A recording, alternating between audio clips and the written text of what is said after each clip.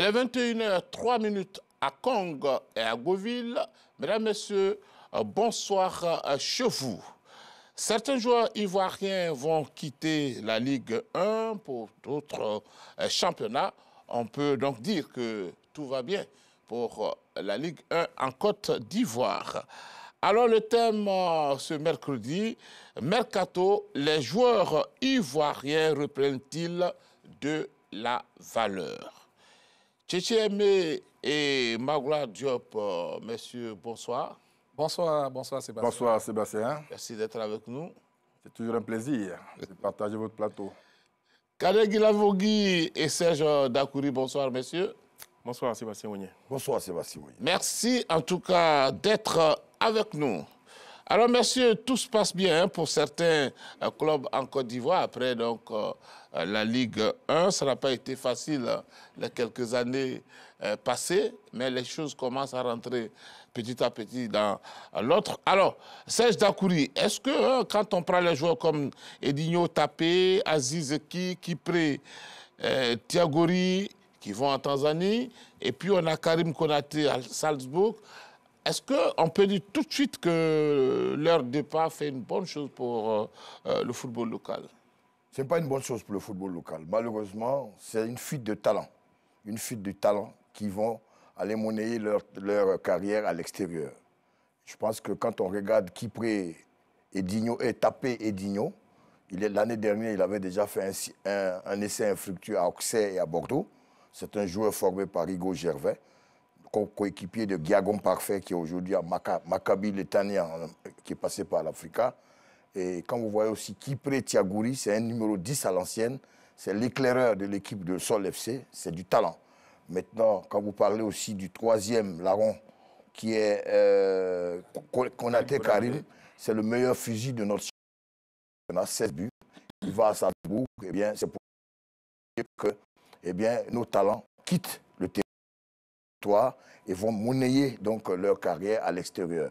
Donc pour un championnat local, avec de telles pertes, c'est sûr que ça va, eh bien, avoir un incident sur la qualité des équipes. Maintenant, on espère que leur départ va avoir un remplacement de qualité, aussi bien dans leurs équipes respectives, parce que Tapé Edinho est à Bafing. L'autre, comment il s'appelle, Kipré Thiagouri, c'était le playmaker de Sol FC. Konaté Karim, c'était le meilleur buteur de la SEC. Et donc, qualitativement, seront-ils remplacés par de la qualité? Ce qui est sûr, dans ce départ, il y a un effet financier qui est important. Parce que dans l'histoire de ces deux clubs, que ce soit Bafing ou alors l'équipe de Sol FC, jamais ils ont eu autour de 50, 75 000 et 100 000 dollars. On parle de plus de 50 millions, 80 millions de francs CFA. Pour des jeunes clubs comme Sol FC, qui n'ont pas encore 10 ans d'existence dans la Ligue 1, c'est un bon matelas financier. Maintenant, en ce qui concerne Tapé Edinho, pour Bafing aussi, c'est un bon matelas financier pour Dosso Sinali. La preuve, c'est la première fois qu'on voit un président de club comme Dosso Sinali qui fait signer un entraîneur autour de 10 millions de francs CFA pour la prime à la signature avec Kone Yaya qui va quitter le Burkina Faso, Asfaïena, pour revenir du côté du Bafing. Donc l'argent des Tanzaniens a servi à quelque chose. Mais quand vous parlez des joueurs qui partent, qualitativement, c'est une grosse perte pour le football ivoirien. D'accord. Magloire Diop. Ben, écoutez, Sébastien, ce n'est pas une bonne chose pour le football ivoirien, ces départs. C'est clair que c'est une très bonne nouvelle pour ces jeunes-là qui vont certainement améliorer leur vie, qui vont mieux nourrir leur famille et puis bon, qui auront une certaine visibilité au niveau de leur carrière. Donc, je vais dire en termes financiers, les choses vont s'améliorer pour eux. Et puis bon, ils vont découvrir d'autres horizons. Et tout cela, c'est une bonne chose pour eux. Et puis peut-être pour leur club, si ces clubs-là ont reçu des ristournes ou pourraient recevoir des ristournes en cas de retransfert de ces jeunes-là vers des horizons beaucoup plus fructueux. Donc, bonne chose pour le joueur, bonne chose peut-être pour le club, parce que les clubs en Côte d'Ivoire ne sont pas très, très transparents pour ce qui est des transferts. Donc, on ne peut pas trop se hasarder à discourir sur ce sujet-là. Mais pour ce qui est de notre championnat et pour ce qui est du football ivoirien en général, c'est une perte, comme Serge l'a dit, c'est une fuite de talent. on peut le dire, une fuite de cerveau pour notre football. Le premier grand perdant de ces différents départs, comme chaque année, c'est l'équipe nationale locale qui va entamer les éliminatoires du CHAN au mois d'août et qui se trouve ainsi privée de talents qui auraient pu vraiment garantir une certaine qualité à cette équipe-là. Et là, le mouvement n'est pas encore terminé puisque nous sommes en plein mercato et il y a d'autres joueurs qui risquent de partir et cela va encore perturber le nouveau sélectionneur Aïdara Choualio qui vient de prendre cette équipe-là. Donc c'est une très mauvaise nouvelle pour notre équipe nationale locale comme chaque année. Donc voici un peu ce que je peux dire, Sébastien. Personnellement, je me réjouis pas. Je ne me réjouis pas de ces départs, c'est d'autant plus que ces départs-là ne sont pas compensés. Parce qu'il aurait été mieux que si certains partent, qu'on puisse rapatrier d'autres talents, comme cela se fait par exemple au Maroc. Quand les Marocains ils doivent entamer les éliminatoires du CHAN par rapport à leurs ambitions, ils font tout pour faire revenir au pays certains talents pour mieux aborder cette compétition. Donc voici ce que je peux dire, mais c'est une bonne chose pour ces jeunes-là qui vont certainement gagner plus d'argent qu'ils n'avaient au plan local. C'est aimé? Oui, alors moi je dirais simplement que c'est une très bonne chose. Pour notre championnat, à partir du moment où le championnat ivoirien est visible et est retransmis aujourd'hui grâce à la télévision nationale à travers le monde entier, c'est tout à fait normal que ces garçons-là récoltent le fruit de leur travail, qu'ils soient reconnus à l'extérieur et qu'on les prenne dans les clubs qui les sollicitent à l'heure actuelle. C'est une très bonne chose financièrement pour eux, parce qu'on sait qu'aujourd'hui, ici en Côte d'Ivoire, le football ne nourrit pas encore son homme. Quoique le football fût-il professionnel. Pour le moment, le football ne nourrit pas son homme. Et donc, vu de ce point de vue-là, on peut clairement dire que c'est une très bonne chose pour ces garçons-là. Pour le championnat, oui, c'est une bonne chose aussi, parce que ça démontre que notre championnat est suivi. Notre championnat est suivi. Et ce n'est pas, ils ne sont pas les premiers. Avant eux, il y a eu un contingent, j'allais dire, un groupe qui est parti du COE Sport de San Pedro. Ils étaient près d'une dizaine qui sont partis. Beaucoup sont partis au TP Mazembe, d'autres sont partis en Afrique du Nord, monnaient leur talent. Le seul problème, c'est que quand ils vont comme ça, il faut les suivre. Il faut les suivre pour ne pas qu'ils se perdent, pour ne pas qu'on les perde du radar. Voilà, c'est ça le plus important. Sinon, ils partent comme ça, ils vont se frotter à d'autres cultures, à d'autres façons de travailler, et puis ils reviendront grands pour notre championnat, enfin, pour notre équipe nationale, c'est tout ça. C'est tout ça le plus important. D'accord. Khaled Guilabogui? Écoutez, pour moi, c'est une très bonne chose. Je suis d'accord avec Amin Tchétché, parce que Magloire et Serge semblent oublier que les clubs, c'est avant tout des sociétés. Ce sont des entreprises qui ont besoin de faire du chiffre. Et quand on sait qu'aujourd'hui, en termes d'entrée-recette, les clubs ne font pas de chiffres, en termes de produits dérivés également, il y a des problèmes, il y a des difficultés. Si au niveau des transferts, ils sont capables d'engranger beaucoup d'argent, eh bien, pour moi, c'est une bonne chose pour le football ivoirien. Deuxième chose, financièrement, eh bien, ça permet à ces équipes-là de renflouer les caisses. Je ne sais pas si l'ES Bafing va toucher quelque chose avec Tapedinho, puisqu'il avait signé 1 an de contrat seulement, donc il était arrivé en fin de contrat. Mais pour une équipe qui transfère un joueur pour sa notoriété, pour son image, je pense que c'est bien vu. Deuxième chose, ça démontre surtout qu'il y a de la qualité. Il y a de la qualité au niveau de la formation. Il ne faut pas oublier, il y a bien longtemps, depuis les académiciens de Jean-Marc Guillou, Franck Essier, Indegré Moine, et puis Ngué Saint-Jean au niveau du Racing, on n'avait pas vu de transfert de joueurs formés au club et transférés. Et pour moi, c'est une très bonne nouvelle. C'est une très bonne nouvelle pour le football ivoirien. Ça démontre encore une fois qu'on a de la qualité, qu'on a surtout des formateurs de qualité, parce que depuis longtemps, on était à la recherche de ces formateurs-là. Et aujourd'hui, voir des garçons comme Tapedinho, sentir des centres de formation, venir passer une saison avec un club comme celui de Bafing ou encore le joueur de Sol FC Kipe Tchagori et puis partir comme ça pour un club qui a beaucoup plus de moyens, pour moi, c'est une bonne nouvelle. C'est une très bonne nouvelle. Ça démontre encore une fois qu'on a de la qualité et que surtout la vie de ces joueurs-là va changer. Parce que quand on fait ce métier-là, c'est bien pour connaître des lendemains meilleurs, c'est bien pour avoir des conditions de travail efficientes, c'est bien pour s'en sortir financièrement. Je pense que ça commence bien pour ces garçons-là. Je pense que si on peut transférer des joueurs comme ça chaque saison, c'est tout bénéfique pour les clubs parce que ce sont des sociétés qui ont besoin de se construire, qui ont besoin de renflouer les caisses. Après, c'est au club également de trouver les moyens pour pouvoir retenir ces joueurs-là. C'est là toute la politique, c'est là toute la différence se fait. Tout est une affaire financière. Aujourd'hui, le football n'est plus qu'une passion. C'est devenu un métier à plein temps. Et donc, il nécessite toute une industrie, tout de l'argent, des ressources financières énormes. Et c'est pour cela qu'aujourd'hui, ces équipes-là sont capables de venir prendre des joueurs, fut-il les meilleurs, l'argent fait toute la différence. D'accord. À ceux-là, vous allez parler tout de suite. Laissez les deux qui soutiennent le départ, et puis je vous donne la parole. À ceux-là, à ceux qui vont partir, il faut ajouter forcément, puisque je parle de quand ils reviennent fort, ils reviennent en équipe nationale, il faut parler de Délis Simon, qui est parti de l'Africa Sport. Il faut parler de Seri Jean-Michel, qui est parti de l'Africa et de la SEC pour aller à l'extérieur. Il faut parler de Franck Kessier. Il faut parler de Sangare Ibrahim, qui partent d'Odiéné, Wilfried Sengo. Tous ces garçons-là sont partis du championnat ivoirien. Ils ont été formés ici, ils sont partis à l'extérieur. Aujourd'hui, ce sont les piliers de l'équipe nationale de Côte d'Ivoire. Donc, si leur exemple peut servir à leur cadet, c'est tant mieux. Alors, messieurs, qu'est-ce qui est fait?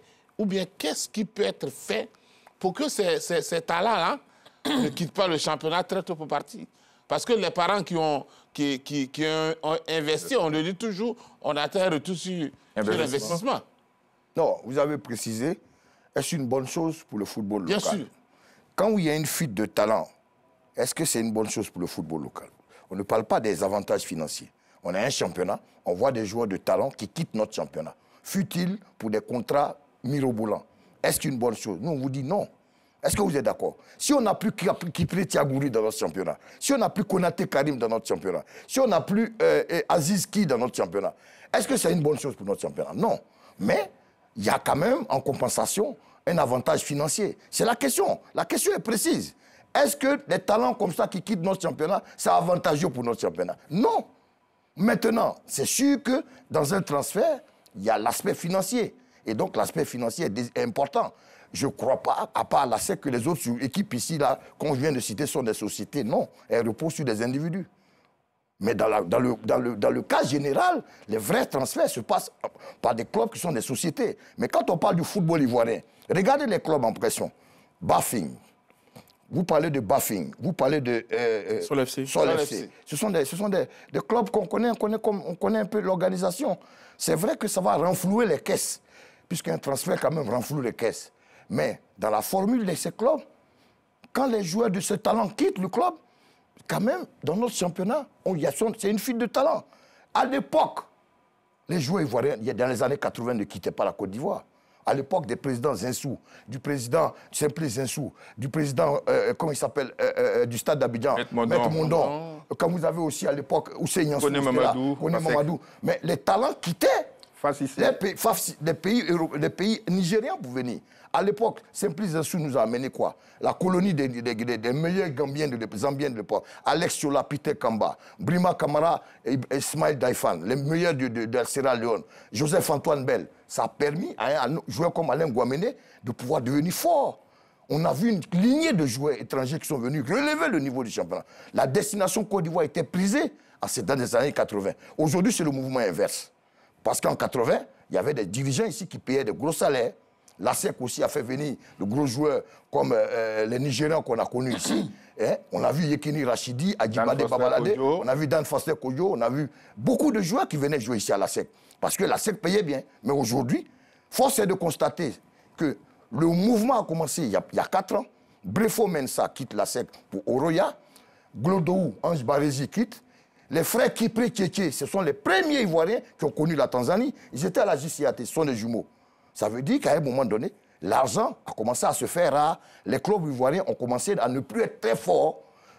Le TP Mazembe a pris tous les joueurs du CW parce que Eugène Diomandé commençait à connaître des problèmes. Donc je veux dire, le mouvement inverse est venu en Côte d'Ivoire depuis que nos clubs se sont appauvris et ne sont plus devenus très forts. D'accord. Dans ces conditions. Voilà. Mais Donc, dans c'est ces ça, conditions. Sébastien, donc c'est pour dire que... Sébastien, C'est pour dire que quand il a dit, parce que quand il a répondu, il a dit Serge et Magloire sans bien oublier. Non, je dis, dans la question qui nous est posée, on parle de talent. Un talent qui dans est ces conditions. il y a un manque à gagner. Dans ces conditions. Allez-y. Dans ces conditions. Voilà. Et il fait une très bonne chute.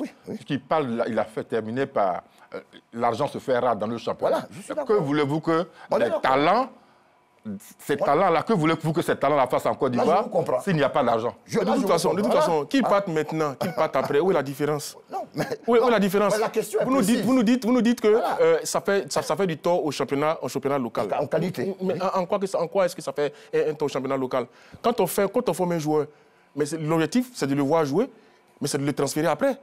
Il ne faut pas oublier, le football, que je le dis, ce n'est plus une passion, c'est devenu un métier, c'est devenu une industrie. Il y a une industrie autour du football. Mais dans le Maghreb, vous avez parlé, je vous ai écouté. Dans le Maghreb, les joueurs ne voyagent pas. Oui, mais parce que les moyens sont là. Ah bon, donc parce ils que les voyagent moyens pas. sont là. Aboultrika n'a jamais quitté. Parce qu'ils ont les moyens de retenir les joueurs. Vous Donc, pensez c'est que ça si Bafing avait les moyens de retenir les joueurs, s'ils avaient les moyens de le retenir, de le payer 3 fois plus cher, ils ne seraient pas partis. Voilà. Aujourd'hui, c'est ça l'objectif. Voilà. Quand on forme un joueur, c'est de le revendre après. Ce n'est pas un cas particulier en Côte d'Ivoire. Partout dans le monde, quand vous faites du football, quand vous faites de la formation, l'objectif, c'est de pouvoir tirer bénéfice de ce joueur que vous formez. Parce que vous mettez de l'argent. Donc aujourd'hui, quand on parle de faire, est-ce que ça fait du mal au job? Bien sûr, ça fait du mal. Mais après... Financièrement, c'est ça qui est bon. D'accord, Magloire. C'est de ça que je veux parler. Voilà. Sébastien, je maintiens que ce n'est pas une bonne chose pour le football ivoirien.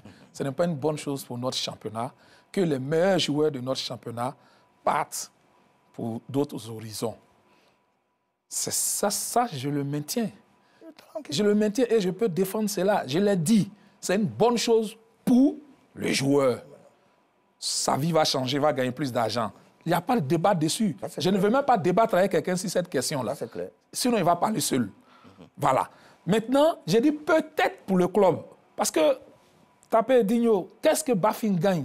Au contraire, il y a eu des histoires. Il est venu s'excuser lors de la réception qui a été donnée par son club parce qu'il est parti sans même que ses dirigeants ne soient au courant. Est-ce que vous trouvez que c'est un modèle de transfert, ça? Non, pas du tout. Et on viendrait me dire que c'est une bonne chose pour l'US Bafing de perdre Tapé Digno? Non. C'est pourquoi, justement, je déplore ces différents départs de ces joueurs-là. Ce n'est pas une bonne chose que ces joueurs partent. Maintenant, qu'est-ce qu'il faut faire pour ne pas qu'ils partent? C'est ça. Qu'est-ce qu'il faut faire pour ne pas qu'ils partent? C'est à nous, au niveau justement des dirigeants fédéraux, de trouver des mécanismes avec les clubs pour qu'on puisse identifier les raisons de départ de ces joueurs-là et puis essayer de voir comment faire pour les retenir. Si c'est pour des raisons financières, quand ils vont, c'est combien ils gagnent à l'étranger? Combien ils gagnent à l'étranger et quelle est la différence par rapport à ce qu'ils gagnent ici? Qu'est-ce qu'on peut faire pour combler ce gap-là? Je pense que c'est cette réflexion-là qui doit être menée. Pendant la campagne électorale, nous avons entendu des propositions qui ont été faites. Mais au lieu d'être là dans la guéguerre, maintenant que les élections sont terminées, pourquoi ne pas... Le président Idriss Diallo avait parlé de, comment on appelle, d'états généraux du football ivoirien. Mais c'est le moment de s'asseoir pour qu'on réfléchisse ensemble, pour qu'on puisse... Si ensemble, tous les acteurs du football ivoirien peuvent se mettre ensemble pour aller voir l'État de Côte d'Ivoire, pour dire que sur telle période, on a besoin du soutien de l'État de Côte d'Ivoire parce que voici nos objectifs. Je pense que l'État peut les entendre. Maintenant, s'il faut opérer également des réformes au niveau des clubs, mais il faut que ça soit une décision commune et qu'ensemble, on mette en œuvre ces réformes-là pour rendre notre championnat plus fort, pour qu'on puisse retenir les meilleurs joueurs. Au moins, pendant un temps, la SEC a tout fait. La SEC a résisté quand même pour ne pas laisser partir Karim Konaté très tôt. Mais tout est dit que le joueur est parti pour aller jouer en deuxième division. Moi, ça ne me fait pas plaisir. C'est bien pour les joueurs. C'est bien pour la SEC. On dira que la SEC transfère des joueurs. Mais qu'est-ce que la Côte d'Ivoire gagne? Quels sont 6 jeunes joueurs qui aujourd'hui étaient en train de faire la concurrence à Sébastien Haller, se retrouvent en deuxième division autrichienne? Est-ce un modèle de transfert, ça? Et vous voulez que moi, je me réjouisse de cela? Ça ne me réjouit pas du tout. Et je termine pour dire que ça n'apporte rien à l'équipe nationale de Côte d'Ivoire. C'est différent départ. C'est pourquoi moi, je fais partie de ceux qui militent pour que la CAF opère la réforme qui puisse permettre aux joueurs évoluant sur le continent de pouvoir jouer le CHAN. Ouais, pour le moment, c'est réservé uniquement aux joueurs des championnats qui évoluent dans leur championnat national. Moi, je milite. Et il y a un mouvement dans ce sens-là. Et je fais partie de ce mouvement-là pour que la CAF opère cette réforme-là, afin de permettre à ces joueurs qui sont sur le continent de pouvoir jouer le CHAN. En ce moment, ça donnerait plus de valeur et ça profiterait à notre équipe nationale. Mais regardez, là, ça sera complètement le désordre. Mais l'entraîneur va travailler, mais dans des conditions difficiles. L'entraîneur de l'équipe nationale locale, Aïdara Choualio, il va sélectionner des joueurs aujourd'hui, et puis au bout d'une semaine, la moitié des joueurs seront partis, et souvent pour des destinations exotiques. Maintenant, quand on parle des destinations, mais regardez ces destinations-là. Regardez ces destinations. Aujourd'hui, tout le monde parle de la Tanzanie, tout le monde parle de la Tanzanie. Bon. Alors, la question que je vais poser... Juste sur ça, rapidement. Alors, c'est rapide, alors. Serge a vite fait de prendre l'exemple sur les pays maghrébins. Oui. Oui, mais les joueurs maghrébins, ils sont bien payés dans leur pays. Voilà, c'est ça. Personne n'aurait... Voilà, il y a des joueurs, un garçon comme Abou Treka. Abou Treka. Combien de fois il a été courtisé? Le Paris Saint-Germain le voulait. Ben voilà, il a été courtisé, mais parce qu'ils n'ont jamais pu partir. Ils n'ont jamais parti. Il dit toucher 20 millions de francs CFA. Voilà, ils ne sont jamais partis parce qu'ils ont les moyens. Des moyens chez eux. De retenir les joueurs. Alors, mais ils n'ont pas eu les moyens comme ça. Voilà. Ils n'ont pas eu les moyens comme ça. Comment ils ont eu les moyens? Non, souvenez-vous, c'est Henri Caspezak. Oui. Quand Henri Caspezak a quitté la Côte d'Ivoire, 94, quand il a refusé de prolonger avec l'équipe nationale de Côte d'Ivoire et qu'il est arrivé en Tunisie, c'est lui qui a opéré cette, comment on appelle, cette réforme-là dans le football tunisien et qui a permis vraiment au football tunisien de décoller. Donc, c'est un travail qu'il faut faire. Il ne faut pas qu'on soit là pour dire « Ah, on paye mieux à l'étranger, donc que les joueurs partent. » Non. Qu'est-ce qu'on fait à notre niveau pour retenir ces joueurs-là? Nous devons tout faire. Nous devons travailler. Nous devons travailler à pouvoir retenir. Un joueur comme Mahmoud El Khatib. C'est des années 80. Dans les années 80. Il n'est jamais parti. Mais il y avait des joueurs. Mais Al-Ali a au moins 10 sponsors. Voilà, oui. Mais pourquoi Al-Ali a 10 sponsors? Posez-vous la question. Ils sont bien organisés. Mais c'est ça. Ils sont bien organisés. Et puis il y a l'État qui soutient le football. Regardez l'Afrique du Sud. Il y a l'État qui soutient le football. L'État fait des avantages. De telle sorte que... Tu as plus de 5 minutes. Oui, de telle sorte que les sociétés sponsorisent les clubs. S'il te plaît, Magloire. Oui, non, mais c'est le vrai débat qui est là. Tout à l'heure, il a pris on dit que les joueurs gagnent mieux, mais tout le monde le sait. Attends, tout à l'heure, il a pris les jeunes de l'Africa qui transféraient les joueurs, enfin qui faisaient venir les joueurs nigérians, machin. Mais à l'époque, il n'y avait pas d'organisation.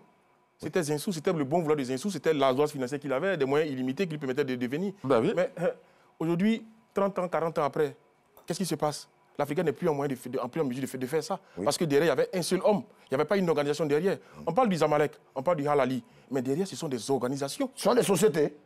Vous prenez, il parle de la Tanzanie, des destinations. Alors, les clubs, ça m'amène à vous poser la question. Oui. Qui sont ces clubs? Azam FC, Young African et choses. Il y a un troisième, il y a Simba FC. Ce sont des grosses structures. Quand vous prenez le club d'Azam, par exemple, qui a une chaîne de restaurants, qui a une chaîne d'hôtels, qui est dans l'hydrocarbure, qui est dans l'immobilier, c'est une grosse équipe, c'est une grosse machine. Il y a une chaîne de télé aussi. Une chaîne de télé. Et qui a les droits, je crois, des droits de championnat. Du championnat zambien, tout ça. Donc voilà, c'est une grosse structure. Ce n'est pas un individu, mais c'est une grosse structure. C'est là toute la différence. Et c'est ce que nous, on n'a pas su faire ici en Côte d'Ivoire. On est resté avec l'Africa, avec Zinsou. Il a fait ce qu'il pouvait, mais derrière, il n'y avait pas cette organisation. La SEC a résisté, parce que derrière la SEC, il y a une organisation. Ça, on est d'accord. Il y a une organisation. Donc c'est peut-être à notre niveau que les choses doivent changer. Aujourd'hui, on se moque un peu de cette destination, comme Magloire le dit, mais il y a une organisation derrière. C'est vrai que la Tanzanie n'est pas un gros pays de football, mais il y a des particuliers, il y a des sociétés qui s'organisent, mais de sorte pour se permettre, se donner les moyens de recruter les meilleurs joueurs. Aujourd'hui, vous avez des salaires qui vont à 2, 3, 4 millions de francs CFA. Le jeune Aziz qui quitte la SEC, il va toucher 6 millions de francs CFA. Donc voilà, il se donne les moyens. Bon. Tu donnes les moyens, tout simplement. C'est la formule. Donc, ça veut Après, dire... on me dit que Bafing n'a pas l'organisation. Mais c'est justement, ces débuts de transfert-là, ces débuts d'organisation-là qui va permettre à cette équipe-là de se structurer Donc, et de devenir, de grandir. Voilà. Tout commence... La SEC n'avait pas cette structure au début. C'est petit à petit qu'on met. Mais si on reste là, on se dit non, on n'a jamais c'est des dit. petits clubs, c'est des petits... Non, on commence toujours. Sébastien, Sur ces clubs-là, sur ces clubs dont vous parlez, Azam, Young African... Azam, on va prendre ces clubs-là. Allez-y. Le club Azam est dirigé par un industriel, un magnat de l'industrie, multimilliardaire en Tanzanie. Et il dirige son club avec ambition. Voyez-vous, ces présidents de club, Azam, Young African, Simba SC, ces clubs-là sont dirigés par des multimilliardaires. Mais aujourd'hui, ces clubs-là achètent des clubs ou bien créent des clubs, créent des équipes ou des clubs comme si ils allaient à un jeu de hasard. Ils se font plaisir. Ils ont du plaisir à mettre l'argent dans ces structures-là. Ils ont les moyens. Donc, le cas de Azam, une équipe qui a été créée pratiquement dans les années 80, en 2007. 2007, oui. La première année, le président a décidé que son équipe devait monter en première division. Ils sont montés en deuxième division. L'année suivante, ils sont montés en première division. Ils ont terminé le championnat à la 8e place. L'année d'après, ils ont recruté le meilleur joueur et la star de l'équipe nationale de la Tanzanie. Son record de transfert n'a jamais été battu en Tanzanie. L'équipe a gagné en 2014 son premier titre. Ça, c'est les moyens. Et tous ces clubs qu'on a cités là sont dirigés comme ça. Vous verrez qu'à GESCO, comme on dit, à Simba SC, c'est une dame qui a fait des études aux États-Unis. Elle s'appelle Barbara Gonzalez. Son père est d'origine colombienne. Mais son mari était député à l'Assemblée nationale tanzanienne. Après, il a hérité de l'entreprise de son père. Aujourd'hui, c'est le seul Tanzanien qui a figuré sur le magazine Forbes avec 1,6 milliard en dollars américains. De fortune. C'est lui qui dirige l'équipe de Simba FC. Il achète qui il veut, quand il veut. Alors, pourquoi dans ces conditions, Sébastien. ailleurs, les vient de industriels, fêter. pourquoi ailleurs les industriels, les hommes, vraiment, ces hommes d'affaires-là, prennent les équipes, mais pas en Côte d'Ivoire? Sébastien, qu'est-ce qui se passe? Dans les années 80, l'AS Sotra avait une équipe. Dans les années 80, l'AS CCI avait une équipe. Bien sûr. N'est-ce pas? Maintenant, qu'est-ce que ça... Et on a vu comment ça s'est passé. Voilà. Pourquoi, par la suite, elles ont quitté le football? Donc, je veux dire, c'est aussi simple. Comme il a dit, le président même de la CAF, le président actuel, Patrice Motsepe, qui est le propriétaire de Mamelodi Sundowns, il est PDG, c'est un homme d'affaires, sa société c'est African Mineral Rangol, il est fortuné. Dans les pays anglophones, ce sont des hommes d'affaires qui prennent les clubs et qui structurent les clubs comme des sociétés. Voilà ce qui se passe en Tanzanie. Quand vous voyez Al-Ali, vous voyez Arab Contractor. Arab Contractor est une société qui est venue construire le pont de Jacquesville. Donc au-delà, le pont de Jacquesville, c'est Arab Contractor qui l'a construit. C'est-à-dire au-delà de l'aspect football, c'est une grosse société de TP, de BTP. Donc aujourd'hui, il faut que les clubs comme Bafing, comme les clubs comme le Sol FC et autres, trouvent des sociétés qui rentrent dans le capital et qui investissent. Il y a beaucoup de sociétés ici dans les volailles qui sont fortes. Il y en a qui sont dans le ciment qu'on connaît. Il y en a qui dans les assurances. Mais diantre, si ces équipes-là, si ces hommes d'affaires-là prennent des équipes et les structurent normalement comme une société, ces clubs-là deviendront forts. Parce que le mal vient d'où? Quand ça repose sur un individu, le jour où l'individu a un problème financier, les salaires sont impayés. Alors que si ce sont des sociétés avec des fiches de paie, avec un budget prévisionnel, tout ça n'allait pas arriver. Donc aujourd'hui, il faut que la formule de nos clubs en association avec un président change. Dans les villes de l'intérieur, je pense que des villes de l'intérieur, Korogo, eh bien des grosses sociétés, ou même la mairie peut rentrer dans le capital de la société COK et prendre des parts et diriger COK, comme à Gagnoa, comme à Ferke, partout. Il faut que des industriels rentrent pour qu'on soit compétitif. Sinon, s'ils n'attendent que les 100 millions, parce que c'est ça le vrai problème, à part l'ASEC qui a peut-être 2 milliards de budget et autres, et peut-être FC San Pedro, le reste, La plupart n'ont pas de sponsors. À part la subvention de la FIF, ils n'ont pas d'autres moyens additionnels pour gérer les clubs. Donc, on commence un championnat sur 3 mois. Au bout du 4e mois, on ne paye plus le salaire des joueurs. Voilà le problème. Donc, je veux dire que la formule doit changer au niveau de nos clubs. Alors, déjà, vous avez la parafiscalité. Hein? Oui, mais ce n'est pas suffisant. Sébastien, c'est vrai, ces clubs-là sont dirigés par des milliardaires. C'est normal. Ils ont compris que le football est une industrie. Une industrie. Voilà. Et donc, ils viennent faire du business. C'est ça. Ça, c'est clair, c'est net. Donc, cet aspect-là, il est indéniable. Mais je vais dire, aujourd'hui, quand on parle de la Tanzanie, parce que c'est de ça qu'il est question, même quand vous parlez de la République démocratique du Congo, je ne veux même pas parler des pays maghrébins. Le socle, c'est-à-dire ce qui fait la différence avec le football ivoirien, ce qui fait le succès du football local dans ces pays-là, c'est ce qu'on appelle les fans. C'est le public. C'est le public. Le succès de ces championnats repose sur le public. C'est parce qu'il y a un public. Quand il y a un public, il y a des sponsors. Effectivement. Quand il y a un public, il y a des sponsors et automatiquement, il y a les médias. Et ça permet, tous les moyens qui sont injectés permettent de retenir les meilleurs joueurs. C'est tout. Donc, les meilleurs joueurs, le public, les médias et puis les sponsors. Mais c'est le public qui est le cœur du football. Et c'est ça qui nous manque chez nous ici. Voilà le vrai problème. J'ai dit, organisons les états généraux pour qu'on réfléchisse. Trouvons la solution. Si on arrive à trouver la solution à la question du public, je pense qu'on aura résolu beaucoup de choses. Pourquoi? En Tanzanie, ils ont réfléchi. Le président Wallace Katia, ils ont réfléchi. Et ils ont opté, quand il est venu, il a fait le diagnostic. Et il a opté pour la politique de décentralisation. Afin de créer ce sentiment d'appartenance-là à un club. Nous tous ici, on dit, ouais, non, on veut 16, un championnat à 16, un championnat à 18. Mais le championnat tanzanien que nous sommes en train de vanter sur ce plateau, c'est 12 clubs. C'est 12 clubs. 16 clubs. 16. Mais il n'y a que 16. Mais depuis les années 2000, de 2000 jusqu'à aujourd'hui, il n'y a que 3 clubs qui ont été champions. Azam, dont on parle, a été champion seulement une fois, en 2014. Mais tout le reste du temps, soit c'est Young African, soit c'est Simba SC. Mais Azam a été créé en 2007. Ça a été créé Azam a été créé en 2007. Donc c'est le public. C'est le public qui fait le succès. Et donc, arrivons, et ils ont pu faire la décentralisation pour créer ce sentiment d'appartenance-là. Et cette ferveur populaire, quand vous parlez, je vous laisse parler.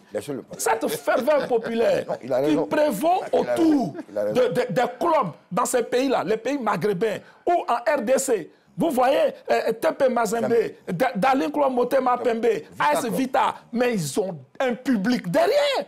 Ils ont un public derrière, mais qui remplit les stades. Quand c'est comme ça, les sponsors viennent. Et quand les sponsors viennent, il y a les moyens. Et quand il y a les moyens, on retient les joueurs. Donc, réfléchissons sur la question du public. Avant en Côte d'Ivoire, c'était ça, le succès de ce championnat dont on parle tant. Dont on parle tant. L'AS Denguele d'Odiéné, avec Sekou Bamba, le stade d'Odiéné était toujours plein. Toujours, à Gagnon, on n'en parle même pas. Voici quelqu'un ici qui est à côté de moi, qui peut mieux témoigner. Ouais. Le stade était... Et puis, ce n'est même pas une question de quand la SEC vient ou l'Africain vient. Avec un grand dirigeant, Makam Keita. Quand vous avez le derby, Sporting Club de Gagnon, Réveil Club de Daloa, mais le stade, il refuse du monde. Pourquoi? C'est le sentiment d'appartenance. C'est ça. Parce que les fans s'identifient à leur club. Mais chez nous ici, la SEC même, on dit le club du peuple, la SEC aujourd'hui peine à remplir le champrou. Il y a un problème. Donc identifions le problème. Quel est le problème? C'est ça que nous devons identifier. Si on réussit à ramener le public dans les stades, en comprendre au public que le succès du football ivoirien, du football local, repose sur lui, en ce moment, je pense qu'on aura fait un grand pas. Parce que c'est ça qui va faire venir les sponsors. Si vous n'avez pas de fans, vous ne pouvez pas avoir de sponsors, vous ne pouvez pas faire de merchandising, vous ne pouvez pas vendre de maillots, vous ne pouvez rien faire. Rien du tout. Sébastien. Donc, le cœur, c'est le public. Sébastien, la réflexion de Magloire est très importante. Parce que quand vous regardez, les deux clubs espagnols, les socios que vous voyez, que ce soit Barcelone ou bien le Real Madrid, la force de ça, ce sont les supporters. sont le public. Là-bas, il y a des cotisations à l'année. Les gens payent les places à l'année. Donc, quand vous voyez deux clubs comme la SEC et l'Africa, sur les 26 millions d'Ivoiriens, la SEC et l'Africa peuvent se réclamer d'avoir 1 million de supporters à travers la Côte d'Ivoire. Chacun. À supposer que ces 1 million donne 1000 francs. Ça fait 1 milliard par mois pour la SEC et pour l'Africa. Parce que ces deux clubs, créés dans les années 47, ont le gros palmarès. La SEC a 28 titres de champion, l'Africa en a 17. Ces deux clubs-là ont marqué l'histoire du football. Ce sont les deux clubs les plus titrés. À travers la Côte d'Ivoire, si les supporters sont bien recensés, ils peuvent réclamer 1 million de supporters côté Africa, 1 million côté ASEC. Mais si c'est bien organisé comme il le dit, ces clubs-là peuvent avoir des supporters qui cotisent. Mais je vous assure que si vous avez 1000 francs par supporter, par 1 million, ça fait 1 milliard de francs CFA. Qui consomment. Et qui consomment les produits dérivés, comme il l'a dit. Donc, c'est l'organisation, l'organisation de ces clubs et qui peut attirer. Regardez aujourd'hui une équipe comme Lys. Lys a fait déménager le stade. Aujourd'hui, on voit ASEC Lys. Parce que Lys a quelqu'un par derrière qui attire du monde. Alors, à Lys et à Diamamadou, de capitaliser. Aujourd'hui, on vend les maillots de Lys partout comme des petits pets. Il y a des sponsors de Lys. Non, mais je veux dire, oui, mais il y a un public, il y a un engouement. Oui, mais il y a un durée. Il y a un engouement. Il y a un engouement. Il y a un engouement autour de l'équipe. Il y a un engouement. Il y a des t-shirts qui se vendent par des petits pieds. Ce sont des produits dérivés. Donc, je veux dire, comme il le dit, il faut capitaliser le public et le sentiment d'appartenance. Parce que la SEC et l'Africa ont tellement marqué l'histoire, logiquement, ils devaient avoir ce sentiment d'appartenance. Avec 1 million de supporters chacun, à 1000 francs, ça faisait deux forces économiques. D'accord, on va laisser Tchétché et puis, Kader parler. Mes amis parlent de deux clubs historiques. Oui. La SEC et l'Africa. Qui ont marqué l'histoire du football. Vous ne me comparez pas l'Africa au Bafing. On est d'accord. Vous ne me comparez pas la SEC au FC San Pedro. Voilà. Oui. Vous parlez d'organisation, je suis parfaitement d'accord avec vous. Avec le public, la parole de l'organisation. Avec le public, comme il a dit. Mais que vient chercher un public à partir du moment où le président d'un club qui joue contre la SEC arbore le maillot de la SEC dans les tribunes. Ah bon? Non, mais attendez. Mais donc, comment voulez-vous? Il faut virer ce président-là et puis mettre quelqu'un. Vous ne le virez pas. Vous ne le virez pas. Vous ne le virez pas. Parce qu'il a de l'argent. Parce qu'il a de l'argent. Parce que c'est son club. Non, il y a son club. C'est son club.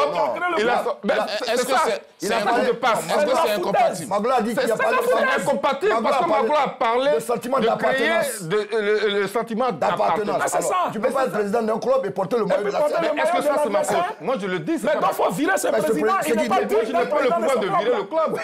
D'accord, on va le laisser. Voilà, je vais finir. Oui, allez-y. Pour dire que quand un président de club aborde le maillot d'un autre club, il n'est pas vraiment président. Et qu'il est dans les vestiaires ou dans les tribunes, c'est déplorable. Il n'a pas le temps d'organiser. Est-ce que lui, il peut organiser les supporters de son équipe de sa ville? Est-ce qu'il peut faire? Vous avez déjà vu Makan qui t'a apporté le maillot de Africa? Je ne veux pas. Vous allez au terrain comme tout le monde. Docteur, Magloire, s'il vous plaît. Vous allez au terrain comme tout le monde. Vous connaissez bien Makan Keita. Vous avez vu Face Issé? Vous connaissez bien Makan. Ces gens-là, à l'époque, Makan Keita, vous connaissez bien. À l'Africa Sport, on n'avait pas besoin. À l'Africa Sport, on n'avait pas besoin de vendre des t-shirts, des maillots pour remplir le stade. Hein.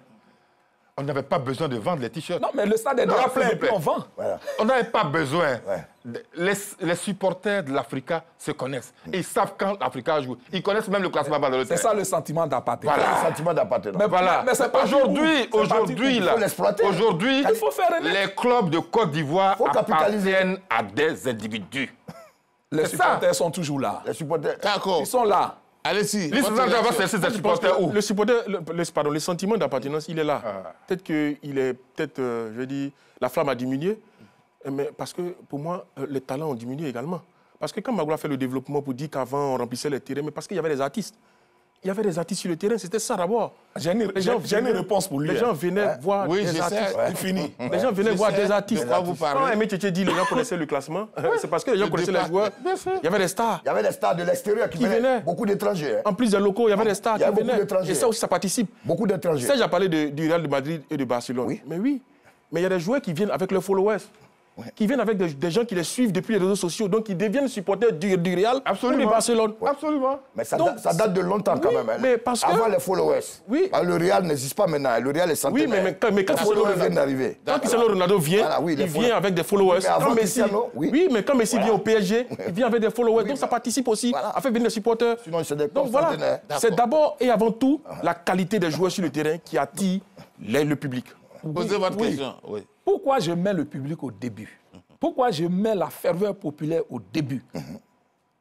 Écoutez, prenez un club comme le Sporting Club de Gagnoa, qui a une base locale de supporters. Eux, c'est Tchoko Tchoko Abedo. Ils ne sont pas dans les histoires d'ASEC ou d'Africa. Eux, ils sont Sporting Club de Gagnoa. C'est vrai. Le club a son stade. L'entraîneur même, Aïdara Choualio, il est de Gagnoa. Il est là, il est à Gagnoa, il vit avec les gens. Les joueurs sont recrutés. Tchétché Aimé qui est là, ils l'ont pris où? Vous pensez qu'ils sont venus prendre Tchétché Aimé à Abidjan ici? Tchétché, ils t'ont pris. Ils l'ont pris à Gagnoa. Il n'y avait pas de centre de formation. Il était au lycée moderne de Gagnoa. Il n'y avait pas de centre de formation. Donc, les joueurs, les talents dont ils parlent, quand il y a le sentiment d'appartenance, quand il y a la vraie décentralisation, les joueurs, les talents locaux évoluent dans le club local. C'est là qu'ils se regroupent et c'est là qu'ils se révèlent. Et le public se reconnaît en eux parce que c'est leurs enfants, c'est leurs frères, c'est leurs neveux, c'est ça. Et c'est pour ça qu'ils vont au stade. Ils vont pour aller regarder jouer leurs enfants. Le jeune du quartier, Ahmed Ouattara, quand il partait jouer à l'époque au Sporting Club de Gagnoa, mais c'est le quartier qui se déplaçait. C'est le quartier qui se déplaçait. Parce que c'était Kader Keita, c'est tout Djoulabougou qui était au stade. Parce que Popito s'était fait, comment on appelle, une notoriété à Djoulabougou. Et dans tous les comités de Gagnoa. Non, mais attends. Donc je vais dire. Oui. Il faut dire. Quand il y a une vraie décentralisation, aujourd'hui, pour moi, c'est un des problèmes du football ivoirien. Je suis d'accord. Il faut comment on appelle, faire cette décentralisation-là et que les clubs soient dans leur base et qu'ils se développent dans leur base. Et que à partir du moment où ils se développent dans leur base, le public se reconnaît en ces talents locaux-là. On salue l'avènement de la CAN avec ces infrastructures. Que le centre de formation, que le centre de formation soit dans la ville. Sébastien, ce qu'il dit, est totalement vrai. Regardez, quand on parle du Sporting Club de Gagnoa, le dernier titre de Gagnoa remonte à 1976. Il y avait un grand monsieur qui s'appelait Makan Keita, le père géniteur de Kader et de Fadel. Il y avait Makan Keita, mais il y avait aussi Albert Baïdakro. Albert Baïdakro, le préfet. Moi, je veux dire, celui qui était l'homme à tout faire, c'était Makan. Oui. Mais cette équipe de 1976, elle faisait rêver plus d'eux. Mais Makan n'était pas riche. Il n'était pas riche, mais Makan était passionné. Oui, c'est pas passionné et amenait les autorités de Gagnoa à mettre de l'argent. Il faisait le tour de tous les villages. Et regardez cette équipe de 1976. Regardez cette équipe de 1976, je vous donne des noms. À cette époque, il n'y avait pas Internet, il n'y avait rien. Mais on connaissait Brigier Léon, on connaissait Soumaïla Savali, on connaissait Brobéi Baka, on connaissait Bodo Mayer, on connaissait Ismaël Fatouma. Et cette équipe-là a été championne de Côte d'Ivoire en 1976. Et après, l'Africain est venu piocher, la SEC est venu piocher. À l'époque aussi, à Bouaké, il y avait un certain Konaté, secrétaire général emblématique. Les Kobina Kouma sont sortis de là-bas. Les Zobo Tapé sont sortis de là-bas. Les Lama Bamba sont sortis de là-bas. Les Apesika Daniel sont sortis de là-bas. Là-bas, et puis il y avait Lucien avec Ndiadio. Bouaké était une place installée du sport. Même les meilleurs sportifs du handball sont sortis de Bouaké, d'Ouassu. Les Namama Fadiga, Awazoromo et autres. Donc je veux dire, comme il le dit, à partir d'une ville, s'il y a le sentiment d'appartenance avec des fous qui investissent dans le sport, le public qui reconnaît ces éléments-là, puisqu'ils vivent dans la même ville, ils sont dans le même quartier, pratiquement, vont venir supporter. Donc le sentiment d'appartenance avec des infrastructures et la manière de restructurer les clubs à l'intérieur peut ramener du bon dans notre football. On va faire venir des sponsors. Alors c'est une bonne chose. Hein, moi, je suis parfaitement d'accord avec eux. Hein. Je suis parfaitement d'accord avec eux. Cependant, oui, on va parler, je vais vous donner des noms du Sporting tout à l'heure. Ouais. Voyez-vous, aujourd'hui, là, vous allez dans n'importe quelle ville de Côte d'Ivoire, il y a un comité de supporters de l'Africa. Oui, ah bon. Il y a un comité, vous ne pouvez pas nier ça. Oui. Mais c'est Il y a normal. des comités d'ASEC. Malheureusement, ça ne fonctionne pas correctement maintenant. Oui, bon, parce que le football n'est plus décentralisé. Voilà. Ça se joue uniquement à Abidjan. Abidjan. Donc les supporters ont du mal à rallier Abidjan à chaque match. Alors, messieurs, vous savez qu'on va revenir sur ce sujet. Hein. Ah bon, On va se poser la question de savoir Oui. si, après la Coupe d'Afrique des Nations de football, avec ces infrastructures que la Côte d'Ivoire aura, À l'intérieur du pays. est-ce que quand on dit Tanda FC, ça va se jouer à Abidjan? Est-ce que quand on dit... À Monougou, ça va se jouer à non, on dit Korogo, Korogo. le CO Korogo va jouer encore ses matchs à Abidjan Ah bah, à Korogo. et autres. Il y a eu Parce que Kapatien de Korogo. Je pense qu'avec l'avènement de ces stades-là, Oui, bien sûr. il faut amener ces équipes À jouer dans leur Il localité. faut amener ces équipes-là, À jouer il dans faut la amener localité. les responsables des équipes à réorganiser leurs L'équipe, supporters. Voilà. Et Sébastien, Parce mais- que moi, aujourd'hui, la peur que ces supporters, ces présidents de club ont, Voilà. un garçon C'est comme, bien le président de... Comment ça vient je parler sais pas maintenant moi. Le président Prenez Bafing. prenez l'équipe de Bafing. Touba. Bafing, par exemple. À Touba. Oui, c'est le club de mon ami. Oui, Dosso Sinali. Va à Touba. Ouais. Ils réunissent les supporters. Ils associent les supporters. Les cadres de la Et que l'équipe soit basée dans la à ville. Touba. À Touba. Et qu'ils recrutent là-bas, dans les villages, Mais le problème, c'est que dans les écoles de vous là-bas. ne savez pas comment Dosso a créé son équipe. Bon. Personne ne sait comment Dosso Sinani a créé son équipe. Personne ne sait.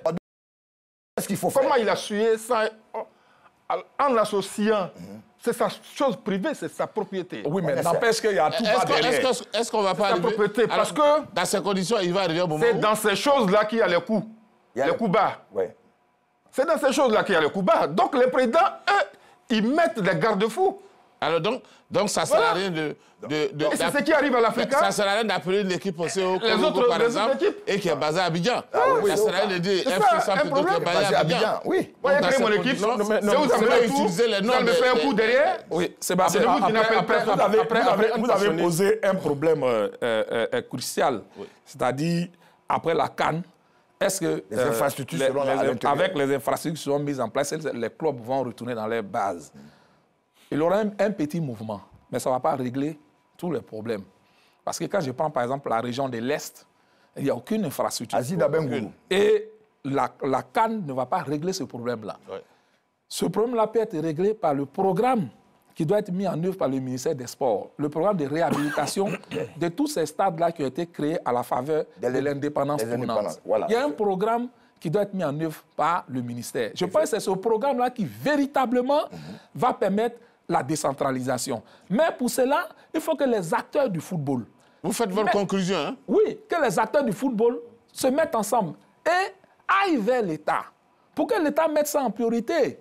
Et il faut faire comprendre à l'État ce que ça va rapporter à l'État de Côte d'Ivoire. Et en ce moment, l'État va investir de l'argent comme le monde du football a pu convaincre l'État de Côte d'Ivoire de l'organisation de la CAN. Donc s'ils arrivent à convaincre l'État va réhabiliter ces stades et les clubs vont repartir. Donc il y a certains qui vont bénéficier, mais ce mouvement-là, il ne sera pas vraiment total. Et je déplore par exemple qu'un club comme le Stella Club d'Adjamé soit basé à Beauville.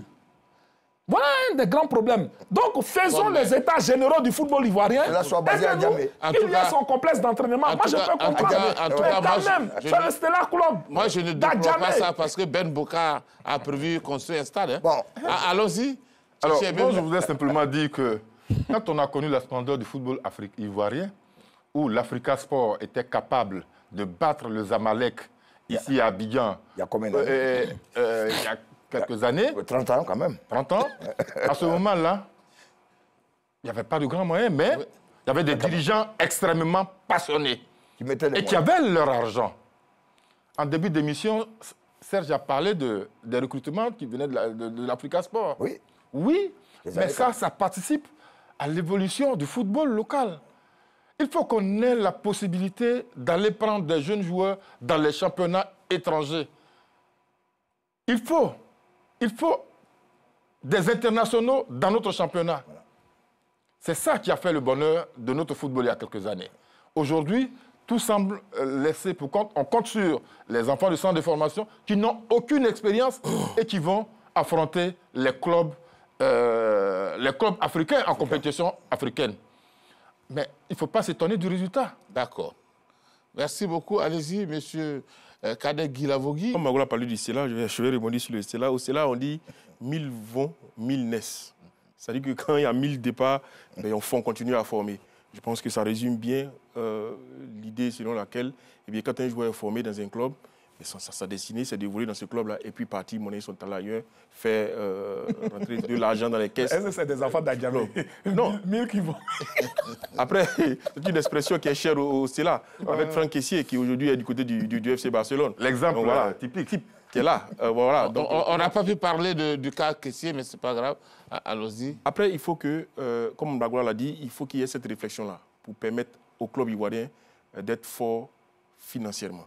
Parce que c'est cela aujourd'hui le nerf de la guerre. Parce qu'on ne peut pas rivaliser avec les équipes comme le COE l'a fait, hein, mais pendant combien de saisons? Aujourd'hui, on sait où le COE se trouve. Parce que je trouve aberrant qu'un club comme le COE Sport de San Pedro n'ait pas pu trouver de sponsors pendant toute sa période de domination sur son maillot pour l'accompagner dans cette tentative. Ça je ne sais pas ce que c'est. Si c'est un manque d'ambition ou un manque de projet, je ne sais pas ce que c'est, mais aujourd'hui, le COE est là où il est. Après, il faut vraiment qu'il y ait, comme les Amalais, comme les Al-Ali, que l'État fasse mettre les moyens pour aider ces clubs-là à figurer bien sur le plan. Il y a une loi sur le sport. Oui. Il semble que cette loi-là a été mise dans les tiroirs. On parle de 128 articles qui permettent. Donc cette loi-là n'a qu'à ressortir pour voir comment des sociétés peuvent être défiscalisées pour rentrer dans le football. Parce que si des grosses sociétés, il y a des sociétés de téléphonie ici qui font des milliards de chiffres d'affaires. Il y a des sociétés qui sont dans l'électricité, dans les télécoms, dans les NT qui font des milliards de chiffres d'affaires. Mais il faut les attirer à rentrer dans le football pour que nos clubs soient compétitifs. Il y a une volonté de voir comment. Si vous mettez de l'argent... Volonté politique. Il faut voir comment, si vous mettez de l'argent dans le football, sur le plan des impôts, on vous fait un arrangement pour que cela puisse permettre à des sociétés de rentrer dans le club. Et que les clubs, là, changent de formule. Parce qu'on a des présidents de clubs qui confondent subvention et salaire. La plupart de la subvention qu'on donne, c'est eux seuls qui les prennent. Les athlètes ne le prennent pas. Aujourd'hui, Al-Ali, Espérance de Tunis, sont des sociétés Zamalek et autres. Donc aujourd'hui, le Maghreb nous bat parce qu'ils sont plus structurés et plus forts. Regardez le championnat marocain. Chaque équipe, avant le début du championnat, reçoit près de 655 millions, 1 million d'euros pour le championnat aux premières divisions marocaines. De la part de qui? De la part de l'État. Mais comment vous ne voulez pas qu'une équipe qui commence ce championnat à 655 millions de francs CFA ait des problèmes? Ils peuvent se permettre de faire venir des étrangers de France, d'Espagne et tout. Donc je veux dire, la structuration, la formulation de notre championnat doit changer. Donc, nous ne donnons pas ça veut dire, si nos jeunes talents partent, on est d'accord, c'est pour monnayer leur talent. Ce n'est pas une bonne chose. Oui, le talent, mais comme on le dit, Aïdara Choualo, bientôt le Burkina sera en face à nous. Oui. Pour le Chan. Et le Burkina aujourd'hui... Avec qui? Le Burkina aujourd'hui... Avec quel joueur? Le Burkina aujourd'hui a un championnat qui est supérieur au nôtre. Nous sommes 14e et ils sont 11e. Dans le ranking CAF. Non, non. Ils nous dépassent. Non. Ils nous dépassent. Non. Je vous dis, non, la Tanzanie aussi nous dépasse. Tu sais que la Tanzanie, oui, mais pas le Burkina. Mais pourquoi? Non, mais vous n'êtes pas en train de dire... Voilà. Oui, la Guinée aussi est devant. Vous n'êtes pas en train de dire... À cause de qui? Vous n'êtes pas en train de dire que pour appartenir à une équipe de Chan, il faut négliger les transferts. Non, on n'a pas dit cela, mais on dit, avec la formule du Chan, quand les talents quittent le championnat, ils ne sont plus utilisables. Oui, c'est ce que Magloire dit. Oui, mais alors qu'ils sont sur le continent. Il faut les remplacer. Ça aussi. Il faut utiliser le schéma du Stella. 1000 savants, 1000 restes. Il faut continuer la formation. Il y a raison du joueur, parce que le joueur est parti, que ça va désorganiser tout. Oui, mais il faut pouvoir former. Il faut pouvoir former. Hussein Koulibaly qui a l'Espérance de Tunis pourrait nous rendre service si c'était ouvert. Vous avez envie de continuer cette émission? Oui, on a envie de continuer. Nous n'avons pas le choix parce qu'il est l'heure. Avoir baissé de qualité. Donc, on va se donner rendez-vous mercredi prochain avec un autre thème. Ça va être un thème, en tout cas, qui va vous permettre d'écouter beaucoup de choses, d'importantes choses, beaucoup de révélations. Mais on garde ce secret. Soyez présents mercredi prochain à 21h à Kong. Et bien entendu, à Agoville, c'est ici qu'on s'arrête et on se donne rendez-vous donc mercredi prochain. Merci Ben Boka Séraphin et à tous les techniciens qui nous ont aidés à réussir cette émission. Au revoir et bonne suite de programme sur RTI2.